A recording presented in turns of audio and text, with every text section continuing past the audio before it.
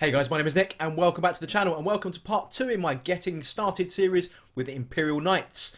In this particular video we're going to be taking a look at the Armiger class Knight, the various variants, the upgrade options and so on, and have a look at some of the stratagems and so on that could best serve these on the battlefield. So let's get straight into the video.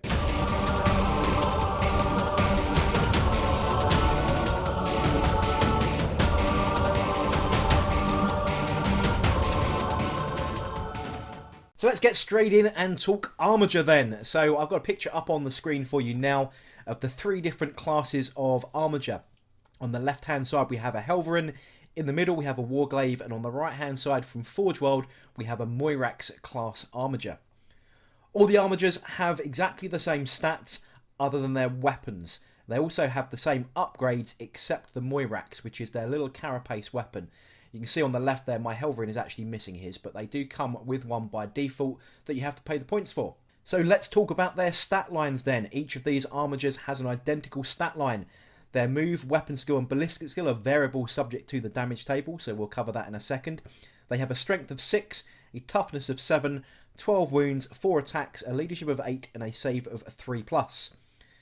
So their movements when they are 7 to 12 wounds is 14 inches. A weapon skill and a ballistic skill of 3+. When they're degraded to 4 to 6 wounds, their move is reduced to 10 inches with a weapon skill and ballistic skill of 4+. And when they're right at their bottom tier, 1 to 3 wounds, they have a move of 7 inches and a weapon skill and ballistic skill of 5+. The helvering and warglaive both come with the same war gear options, and that is to replace its integral heavy stubber with a melter gun. That's the little weapon on the very top. Moving on to their abilities, they all come with an iron shield, which means they have a 5+ invulnerable save against ranged weapons only. They also explode, which means every time this model or unit is reduced to 0 wounds, you roll a dice before removing it from the battlefield, and on a 6 it will explode, and each unit within 6 inches will suffer D3 mortal wounds. They can be taken as a vehicle squadron, so the first time you set this unit up, all of its models must be deployed within 6 inches of each other, and from that point on can operate individually as a separate unit. Their faction keywords are Imperium, Imperial Knights, Quest or Allegiance and Household. If you want to know more about the Quest or Allegiance and Household, please go and watch my intro video.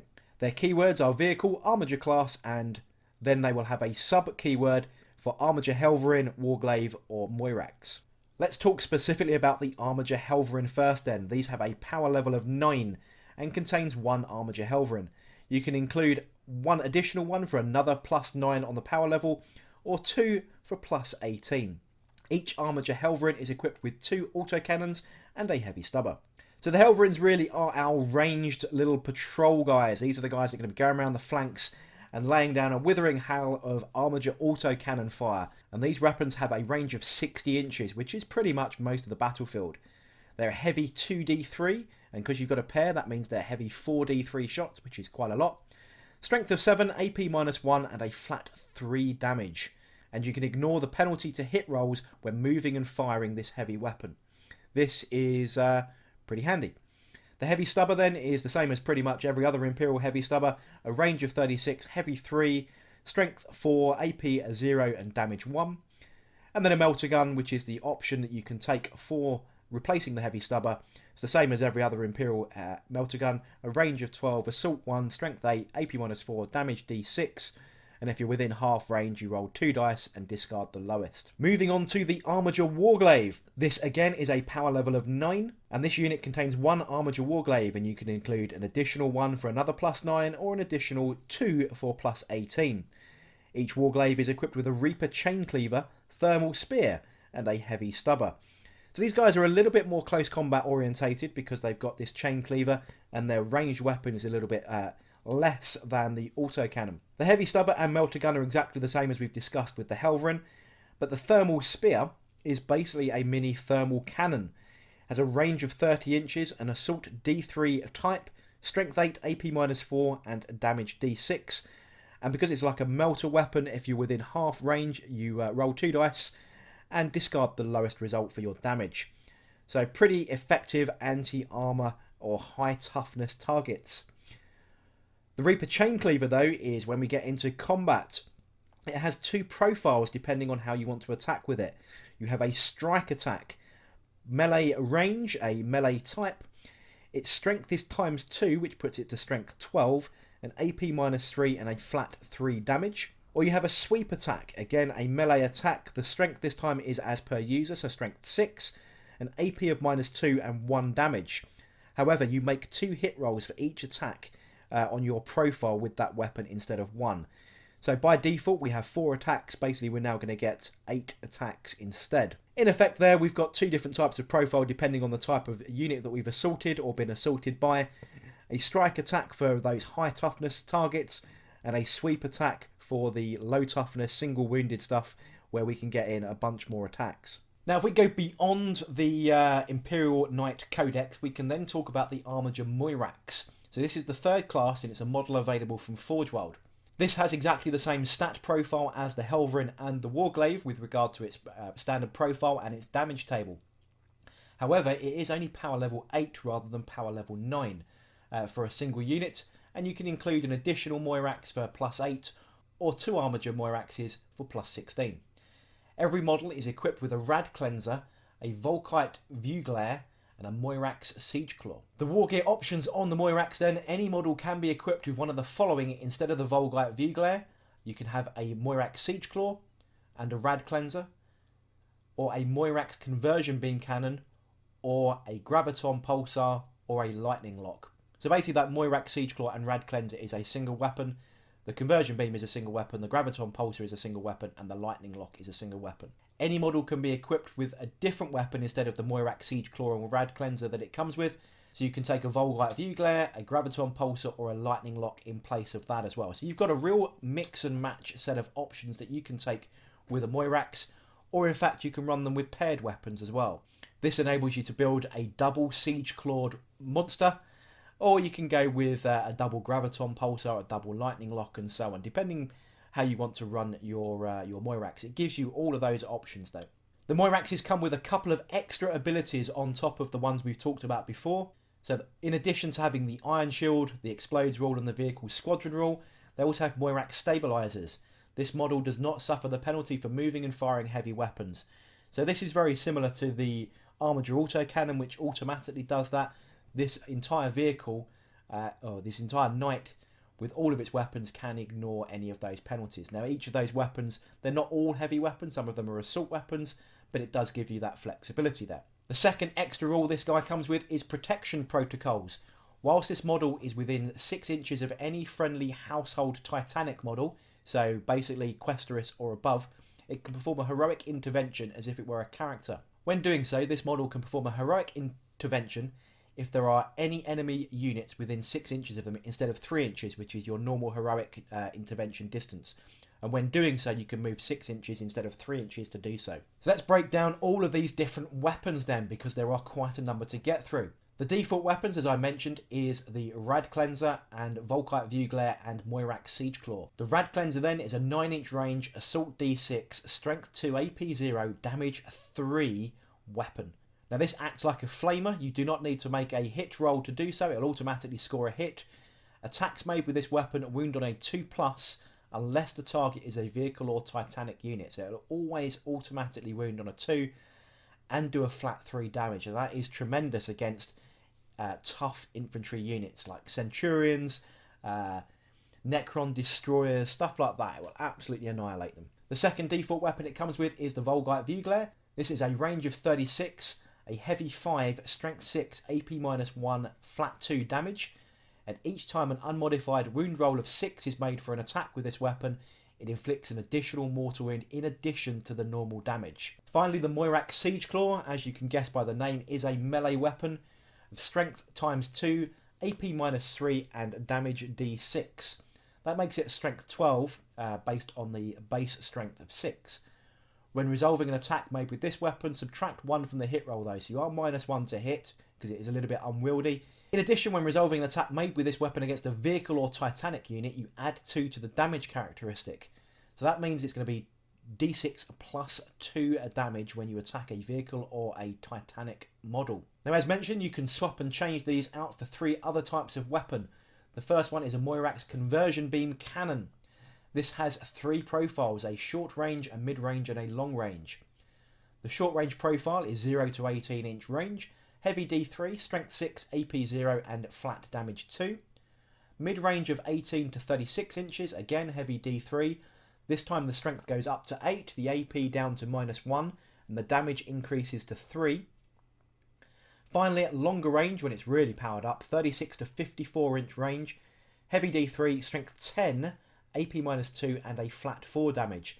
Very similar to other conversion beam type weapons in the Imperium arsenal, is that the further away you are, the more powered up it becomes. The second other option is a graviton pulsar. It's a range of 24 inches, heavy D6, strength 6, AP -3 and a flat damage of 2. When resolving an attack made with this weapon against a unit with a save characteristic of 3 or better, this weapon has a damage characteristic of 4 instead of 2.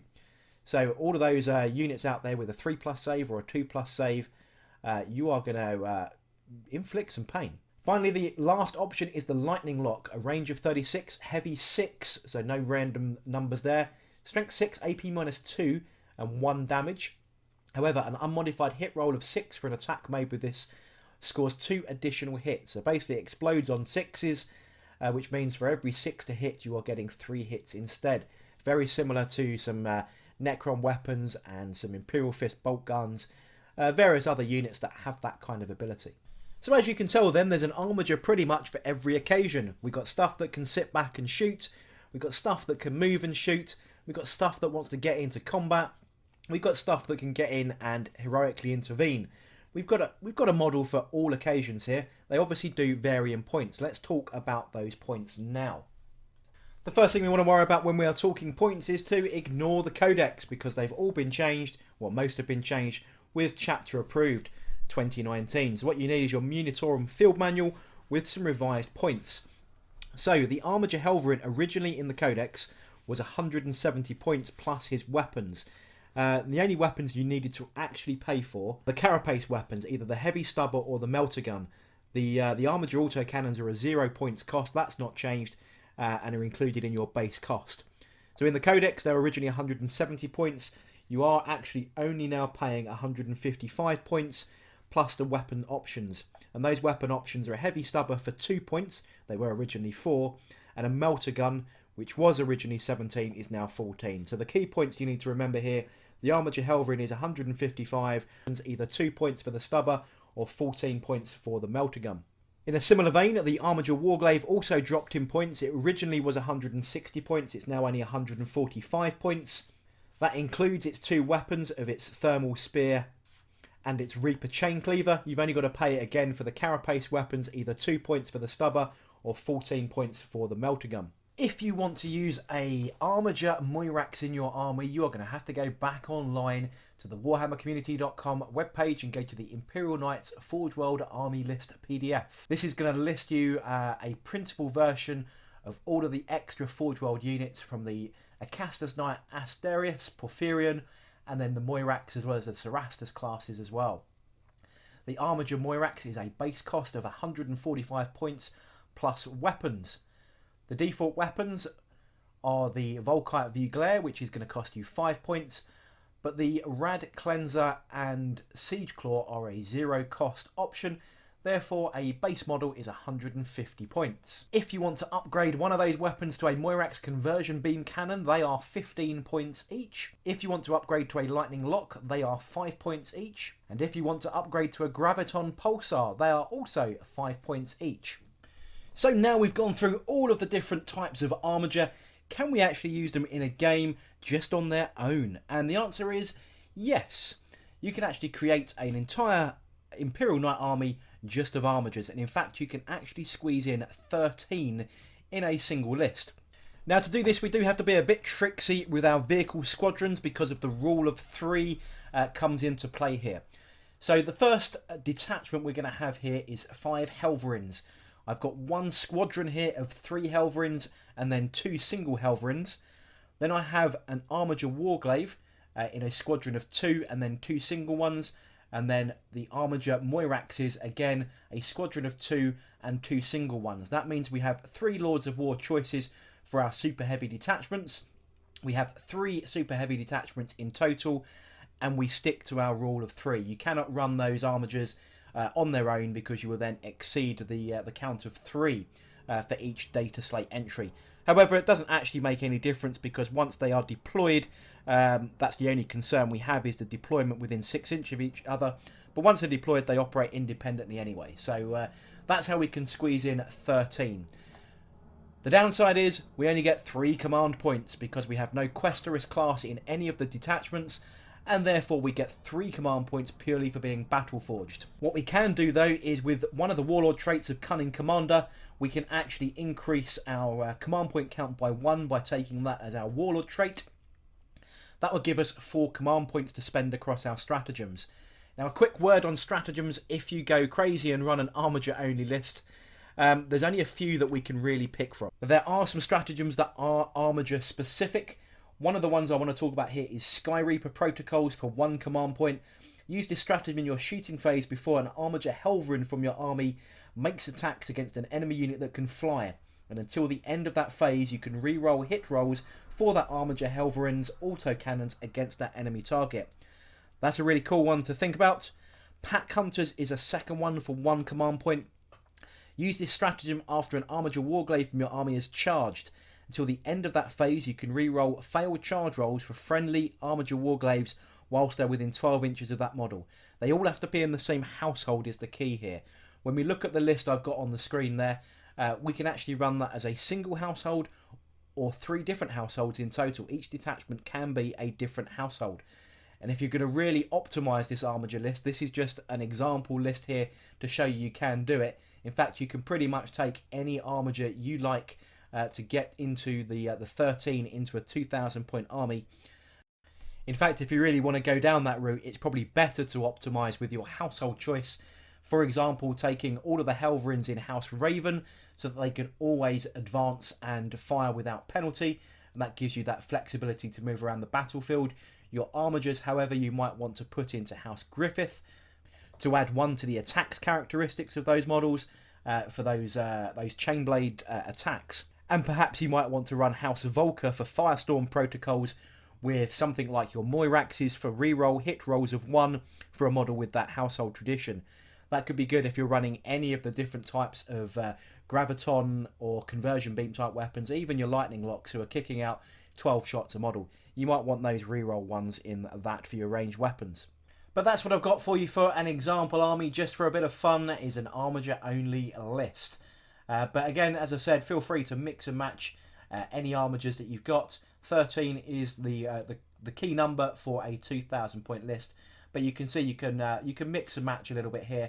So there we go then, guys. That is the Armiger class all broken down. Just as a quick recap then, we've basically got 3 subclasses of Armiger. We've got the Warglaive, the Helverin and the Moirax from Forge World.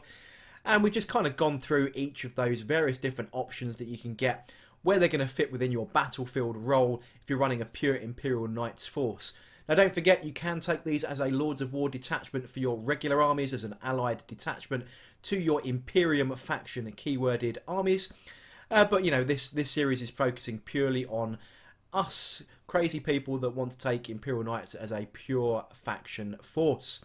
I hope you enjoyed this video. If you've got any comments that you want to make, obviously leave them in the box below. Have I hit the mark? Am I miles off? I'd love to hear from you. But I hope you're enjoying this series. And if you do, don't forget to like, comment and subscribe. And I'll catch you guys on the next video.